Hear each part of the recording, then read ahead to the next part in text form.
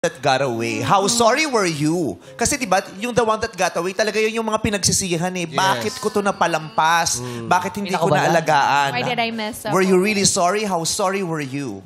Dalawa lang po kasi kung kasama niya ako sa pagtatapos niya ng school.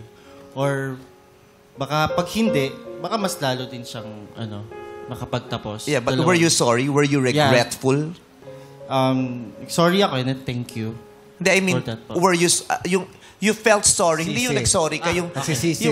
nagsisisi ka, hinayang na hinayang ka, yung hindi ka gano'n. keep in touch. Time po kasi parang okay na eh, kaya ko nang siyang i-date kasi may work ako. May naiipon ako. Parang, yun, kaya ko nang iharap sa sarili ko. Tapos nakakuha pa ako ng isang scholarship for college. Ano bang pumigil? Ba't di mo ginawa?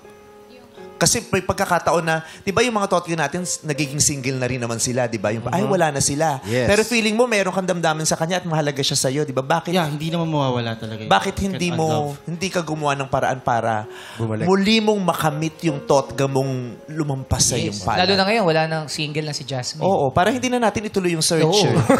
Pwede naman sila bumalik bukas. Hintay sila. Bakit? Baka iba yung kapalaran namin. Ganun. How would you know kung di mo sinubukan? Gusto mo pa ba ngayon? Hindi ko masabi kasi yung past ko na parang hindi ko siya kayang panindigan. Kasi lagi ko siyang naiisip eh. Yung greatest love na naramdaman ko that time. Hindi ko talaga siya ma-unlove. But for now, I'm not sure. Ngayon ba kaya mo nang manindigan sa nararamdaman mo? Kasi diba, kahit mapagmahal ka, kung hindi ka mo kayang manindigan, kasi nasasayang yung pagmamahal. Pero ngayon ba kaya mo? Is it something na na-learn mo, na-develop mo sa sarili mo? Isang bagay na pinanghinayangan mo kasi yun eh. At nang hinayang ka. So ngayon na may pagkakataon ka, ito ba yung isang bagay na kaya mo ng panindigan? Ang turo kasi ng magulang ko, kapag wala kang trabaho, huwag ka muna mag-girlfriend. Anong panggagastos mo? Anong panliligaw mo?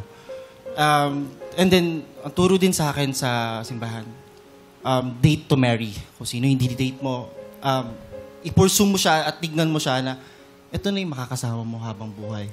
Kasi ito yung magmamatter sa inyo eh. Hindi, ang tinatanong kasi yung stand mo ngayon sa pagkakakilala mo sa sarili mo. Kasi sabi mo dati, hindi mo kayang panindigan, di ba? Ngayon ba? Kasi pumapasok ka sa bagong chapter, maghahanap nga tayo ng mga bagong makikilala. If you are still the same person, so kawawa naman yung susunod na magmamahal sa'yo kung bigla mo nang hindi ko kayang panindigan, mawawala ka na naman ba? Is it another issue of totga? O ngayon kaya mo na? Kaya ko na kasi graduate na rin po ako. Ano lang isa sa yung kapasidad, doon niya binabase. Maganda din naman yun, ha? Yes. Para hindi na magkaroon ng mga, hindi na madagdagan ng mga pamilyang hindi nakakapagpakain ng mga anak, ang mga pamilyang hindi kaya di ba, makapagbigay ng disenteng buhay sa isa't isa habang nagsasama. Doon po ako natatakot na baka magkaroon agad kami ng pamilya tapos hindi namin matupad yung... Maganda naman yung takot mo. Correct. Oo, maganda yung takot mo. Valid yung kanyang... Valid. Pero kailangan din yung takot mo makalkula mo. Kasi minsan sa sobrang dami mong takot, marami kang mga desisyon na sana pero hindi mo nakuha. Dahil ikaw ay binalot ng takot. Oo. Mas magandang gising ka kaysa natatakot. Salamat, Meme. Walang anuman. Makakaalis na ako. Hindi! Kararating ko lang eh! Dito mo na! Tapusin mo naman na muna to. Ano yung passers-by? Passersby. 350 nga lang ako today. Wala ka na